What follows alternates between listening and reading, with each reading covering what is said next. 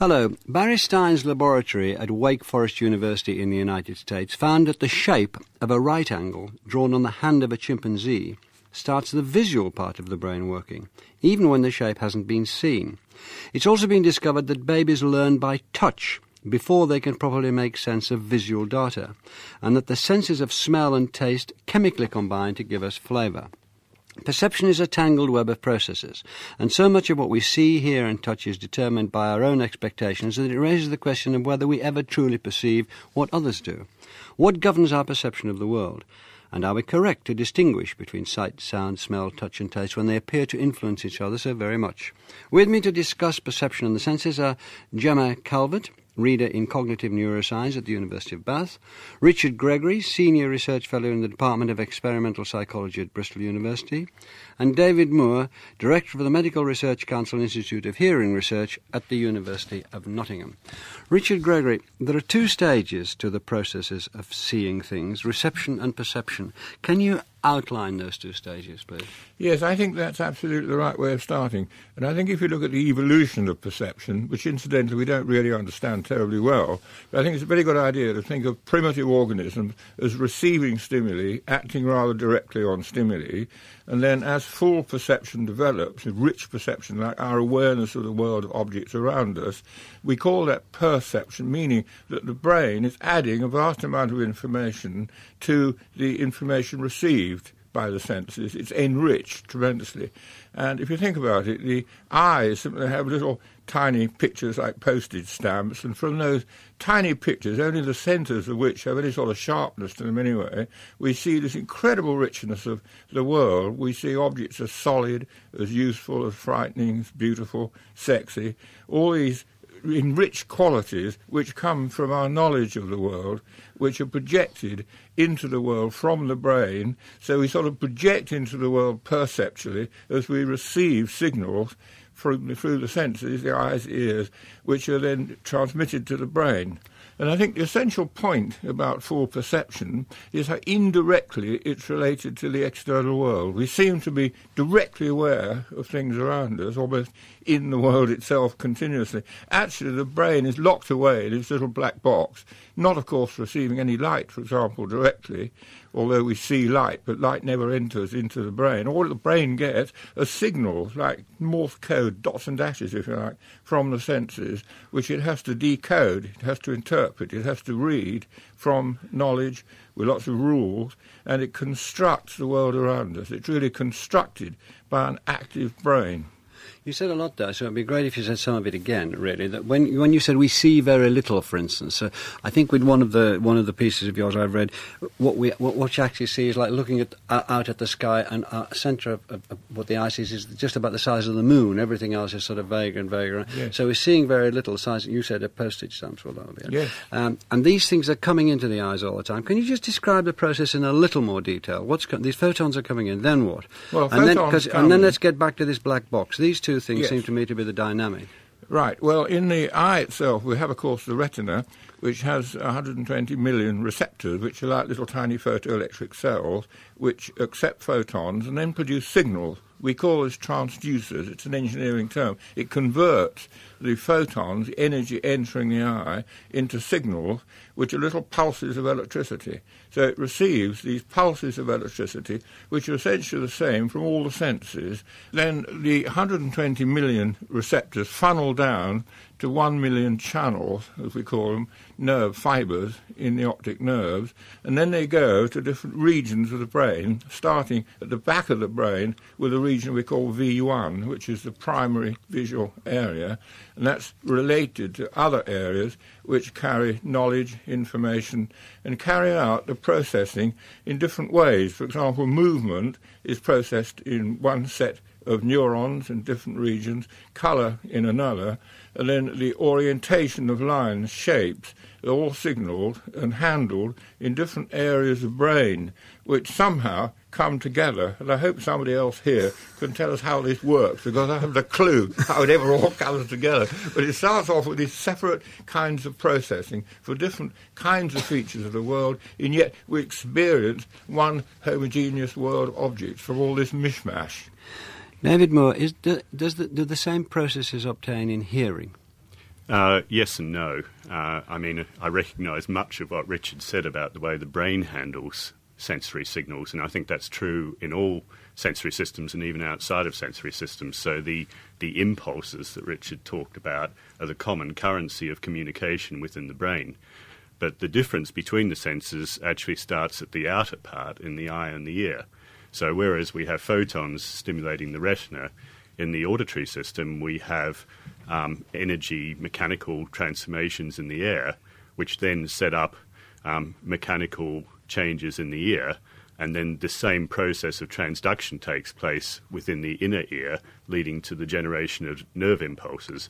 But the way in which that happens is actually very different, because in the ear, the receptor cells that do this transduction are actually mechanoreceptors. What they're responding to is minute movements within the cochlea of the inner ear. So what happens is basically the sound waves come in, they get transmitted through the outer and middle ear where they undergo some amplification, and then in the inner ear they get broken up into their frequency components. So one end of the cochlea responds to high frequency sounds, the other to low frequency sounds. And just to add a big number to this, it's been said that the cochlea has over 1 million essential moving components in it in order to function properly. And so this information, which is it's gone through this first stage of filtering, as we call it, is then converted into nerve impulses. So it then enters the brain and it travels up through a number of pathways before it reaches the cortex, which was the stage where Richard mentioned V1 resides. There's also an A1 for auditory system, but by then the signal in audition has been through 5 different synaptic stations. So there's a lot of processing going on before this stage of the cortex in the auditory sense. And we come back to the sort of black box again now, because these things are broken up and processed quite with extraordinary complexity and rapidity. And yet they are just noise until something recognizes that they can be separated out into a symphony, a song, a speech, a cry, a laugh, whatever it is, and at this level, that level, the other, friendly, alien, and on it goes. So are you hinting, we'll come to this a bit later, but are you hinting the same thing that Richard was, that there is something there, inside, already there, which is ready to reassemble, to have a hypothesis? There's a hypothesis at the centre of the brain for hearing as well as for seeing. Yes, and I don't think at that level it's probably a separate hypothesis. I think what is happening is that by the time auditory signals get up into the cortex, they've gone through this pre-processing, and what we're starting to understand in the auditory sense is that there are also these other stages of higher level processing involving attention, memory, learning, and so forth. And many of these have mechanisms which are shared in common with the other senses. This is where I want to turn to Gemma. How does the brain then combine information across the senses? Well, as you'll be aware, in reality, we're not simply looking at a single auditory cue, like a tone and a flash of light, and the brain has to decide whether those things arise from the same object or not. But the more usual case is as you walk through your environment, your brain is being bombarded by multiple sensory cues arising from lots of different objects. So it's had to evolve some rules by which it can decide whether more than one sensory cue arises from one object or multiple ones. And 2 cues that it has learned that give us information about where these signals are coming from are proximity in time and space. So by and large, we know that when things co-occur in time and they're arising from the same location, they tend to be coming from the same object. So it's no surprise that, in fact, there are some neurons in the brain, both in the cortex and also in the midbrain, in subcortical areas, that detect coincidence and spatial correspondence between the different senses and the different sensory cues that are coming into the brain. The visual seems to be the most appealing of the senses, the fastest to get to them.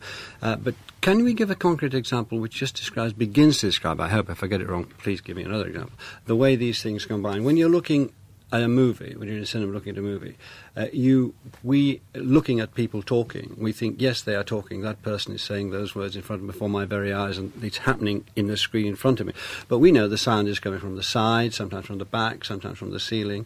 And so can you use that and play with that as an example of the combination of the senses? Yeah. Typically, when you have multiple senses, the sense which is the most easily localizable, in this case for us, in humans, that's vision. The other sense will be mislocated towards the visual cue because it's the most persuasive. So this is the basis not only of you sitting in a cinema and perceiving that the sound is actually coming from the speakers on the screen in front of you, even though they're not, they're in a surround sound at the back, but also the basis of the ventriloquist illusion, which is less to do with the ventriloquist's ability to throw his voice and more to do with the fact that the persuasiveness of the time course of the dummy's lips and mouth movements that he moves in time with his speech shifts your perception of the sound of the speech away from the ventriloquist and towards the dummy. Richard, I believe that you're interested in illusions, the way that illusions add to this discussion. Actually, and Gemma very much took on the question you asked at the end of your first. Can we just talk about illusion first and then come back to that? Yes, I've actually worked on illusions for a ridiculously long time, and I think in a way, if I'm studying mind, illusions are like test tubes in chemistry, because you see mind isolated from the physical world because perception has departed from physics. It's departed from the actual world of objects, and you either get distortions or complete fictions. The brain is quite capable of creating ghosts of completely fictional objects that simply do not exist, and there are rules and laws for producing ghosts. It's not just unlawful, it's not just random. And roughly what's happening is that the brain adopts all sorts of strategies for making effective use of rather limited information on the basis of past experience. So when you've got a situation which in some ways is similar to the past, but in another subtle way different, it'll process it as though it's a typical situation. It'll then produce artifacts, errors. A very nice example is looking at a hollow face, a hollow mask, and you see it as sticking out, the nose sticking out, although it's really sticking in, simply because all the faces one has seen in one's life have had sticking out noses. And it's got information. It is a face, it's a shape of eyes, of a nose, and so on. Or it might be a cartoon, indeed, eliciting a face. And then the brain fills in all sorts of information from past experience, which happens to be downright wrong, because it's actually hollow. And you see it as though it's convex. And this is a very, very powerful illusion, and of course it's very helpful to artists. You've only got to have a couple of little circles and a line, and you see a face. And a simple cartoon of lines produces an incredibly rich perception, because it's enriched from the past, from assumptions. But these assumptions can be downright wrong, and often are. David Moore, can I go back a little to we said that sight dominates hearing. How do we know that? Can you give us a little more information on that? Well, I think it's important to point out that this intersensory interaction doesn't occur in every situation. And before I answer your question directly, many parts of hearing, and indeed the other senses, act in isolation. So, for example, we can carry out a conversation on the telephone perfectly well without seeing any image at all directly. And so it's important, I think, to realise that hearing at least has equal importance in most people's minds as vision. Having given that preface, it is the case that, as both the other speakers have mentioned, the sight that can dominate the visual percept, and actually the example of the ventriloquism effect is well known. And another one, which is very big in hearing research, of course, is lip reading, which is very important for people who are hard of hearing. But what's less well recognised is that it's also very important for people who hear normally. And we're continuously lip reading all the time when we're watching somebody talk. Particularly, this can be beneficial in a situation where the auditory signal is degraded in some way. So we can sort of use the lip reading to fill in the missing auditory signal. We're talking about things coming together, Jim. What about the chemical senses, smell and taste? They work together. Can you explain how they work together? Yes, they follow, to some extent, similar principles as the multisensory neurons that integrate sound and vision, in that there are convergent neurons between taste and smell, and these are so-called flavour neurons. So these flavour neurons are formed by learned association. So unlike things like the rules of time and space, which are more important for things like sound and vision, for the chemical senses where we're dealing with food inputs, effectively what these neurons learn is initially, say, the smell of strawberry and the taste of sweet, and it puts these two repeatedly, as the more you eat and drink and so forth, the association of the smell and the taste together to form a flavour neuron, which is fairly stable over time because you want that taste to remain sort of similar over your lifetime. But if the strawberry happened to be green, then then your appreciation of it would be much diminished. Funnily enough, the integration of taste and smell inputs is quite stable, but the integration of taste and visual ones are less so. So this actually makes sense because obviously you want strawberries to taste like strawberries and to have learned that, but you obviously don't want to put in your mouth something which is a strawberry but looks off. Richard Gregory, in some of your research, it led you to the conclusion that touch is very important to sight. Yes. Can you just tell us a little about that? Yes, well, I came across this, absolutely, I'm embarrassed to say how long ago, when I studied a case of a man who was born blind, almost certainly, absolutely from birth, certainly by 10 months, and then he got his sight back at 52. He had corneal graft operations.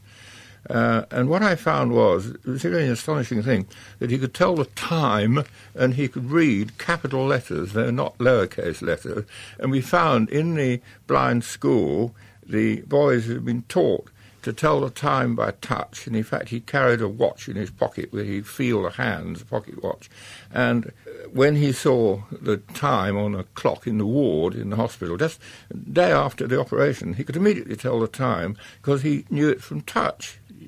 Now, that meant there was what we called transmodal transfer from touch to vision, and this was characteristic of the whole thing. He could see things that he already knew from touch. If it was something he knew nothing about from touch, like, say, a bridge or windows of houses and things like that, they were completely meaningless to him. They had no significance. They were patterns, but they weren't seen as objects. In order to see something as an object, he had to have touched it, experienced it, or similar things by touch. So it seemed that this move from the little postage stamp pictures in the eyes to seeing objects in the external world as real solid things depended on active experience of exploratory touch when he was a child.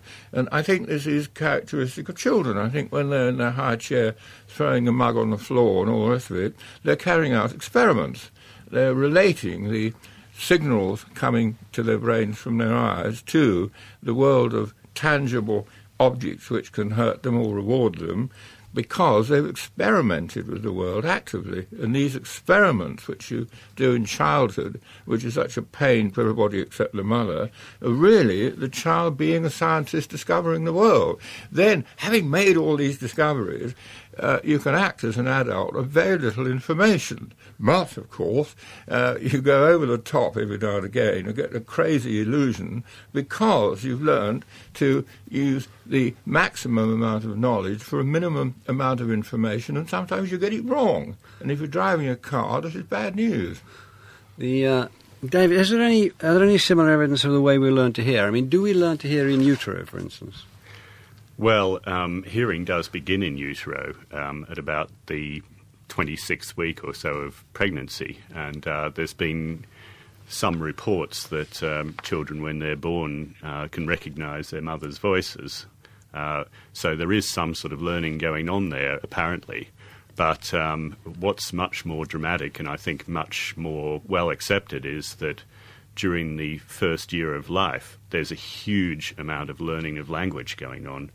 And so, whereas every child is born with the ability to learn any of the world's languages, even by the age of 6 months, it now appears, there's a recognition of one's own language and already the beginnings of a disposition to speak that language when the child eventually does begin to speak. So I think that there's a point that I'd like to take up from the other two speakers here who both mentioned learning. And it's very important to recognise here that the processes we're talking about, both within senses and between senses, are very dynamic things. And whereas formerly this was well recognised, obviously, during normal development or even abnormal development, one of the big changes in neuroscience over the last few years has been an increasing recognition of the so-called plasticity of the brain, the ability to change throughout the life cycle. And so all of these interactions take place, and turning back to the examples of people who are born blind or deaf, one of the topics of debate there is whether they're simply relearning associations between the senses, or whether their brains have actually changed during development to remap the senses. And this is something that Gemma has done some research on. Gemma, would you like to address that? Do you think that we're right still to divide the senses in the way we do? To a large extent, I suppose the categorisation of the senses into a link to the sensory receptors has done us quite well over the last 100 years or so of research, because by and large visual neurons respond to mainly visual cues, auditory neurons to auditory cues, and so forth. However, what I would say is that it's a slightly restrictive view, given that we know there are neurons now in the visual cortex that respond to both a visual orientation line that you'd see, but also to the same cue if that was presented on your palm. So if I draw 45-degree angle on your palm, that neuron that likes the 45-degree neuron in the visual cortex will respond.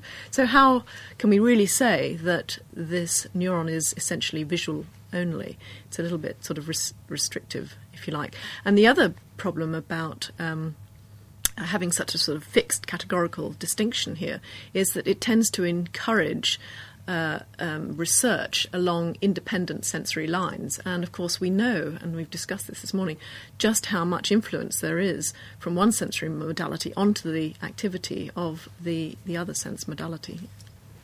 Richard Gregory, can I come back to something you said at the beginning of the programme and bring it in now, which is that this information goes in, and then it meets, you use the word black box, and that was taken up by David as well. And there is something there. It doesn't go into something that it makes of itself. There is something there to meet it. Now, that something must contain some sort of memory, so it can remember that this equals a face, all this stuff. Yes. But you are also suggesting that wired in, innate, yes, is something that knows about face or knows about imaging as well. So could we just, because I think that's fascinating. So there's a dynamic there. We're not just being flooded with stuff and somehow the stuff is coming out. So the outer reality is perhaps governed by the inner reality. Yes, I think outer reality is a slightly tricky phrase. I mean, there's a physical world out there. The question is, what is it really like, and how does what it is really like compare with our experience? And an illusion is when there's a discrepancy from what is out there physically to what we experience. But of course, ultimately, and here we get into metaphysics, we don't know what the world is really like. So there's a real problem defining illusions, actually. But I won't go into that now. Now, the thing is, what was your exact point? I've lost it, sorry. Well, the point is, fascinating. I'm going to get your notes just a second, because it's really... You're talking about what is in there. The primary question is whether the brain receives or makes sensation, you say. The key notion of cognitive psychology is that we build brain descriptions of the world of objects. We build them. They're inside there. So can we address that? And what we start off with. Yeah. Well, the thing is, there are two kinds of informational knowledge that we start from. One is what the baby picks up by experimenting with the world, with active touch, etc. The other, of course, is what the baby has inherited from the past.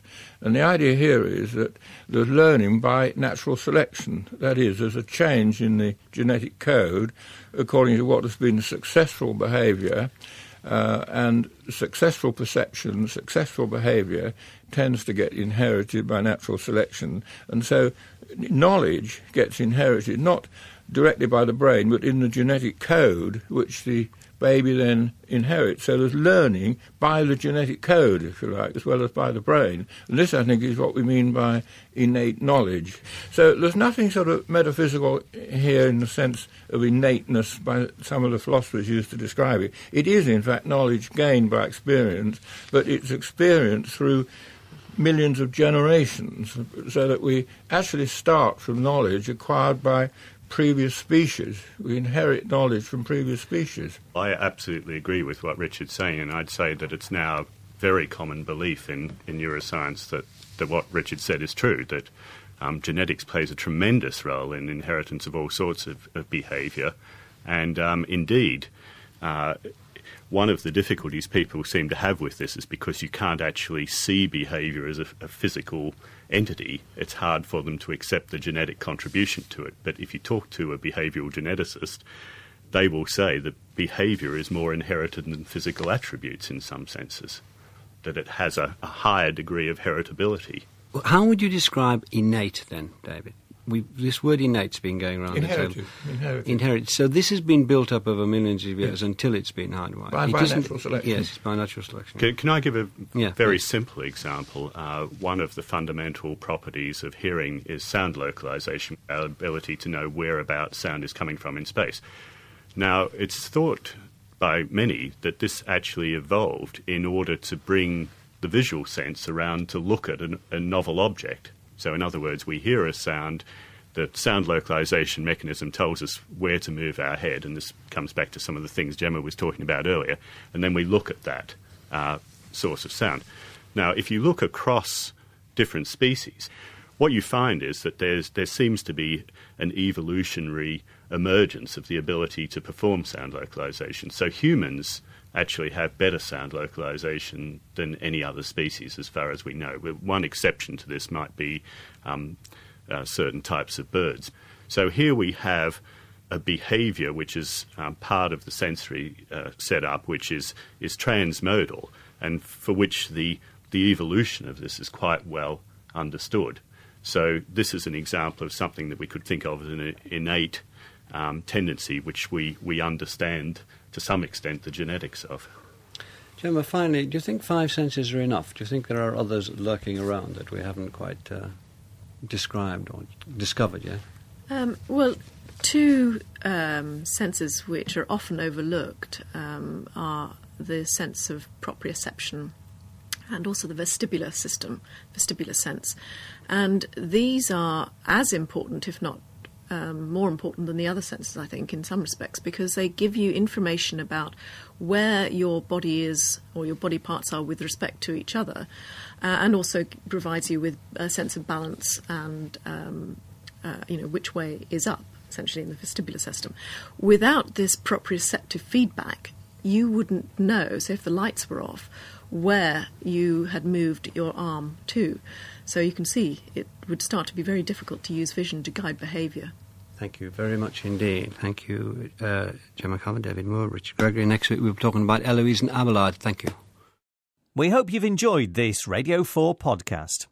You can find hundreds of other programmes about history, science and philosophy at bbc.co.uk/Radio 4.